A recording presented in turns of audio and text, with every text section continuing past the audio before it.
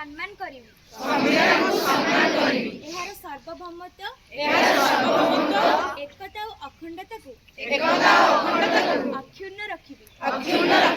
ଦେଶର ନାଗରିକ ଭାବେ ଆମ ପ୍ରତିବଦ୍ଧତାକୁ ନିଷ୍ଠାର ସହିତ ପାଳନ କରିବି। ନ୍ୟାୟ ଓ ସ୍ୱାଧୀନତା, ସମତା ଓ ଭାଇଚାରା ଭଳି ଆଦର୍ଶକୁ ଅନୁସରିବି।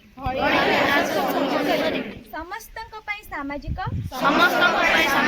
ଓ ଆର୍ଥିକ ସମତା ସ୍ଥାପନରେ ଆଗୁଆ ହେବି।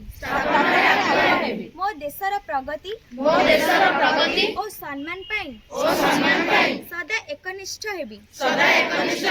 ଜାତୀୟ ହିତକୁ ସବୁବେଳେ ଅଗ୍ରଗଣ୍ୟ କରିବି। ଜୟ ହିନ୍ଦ।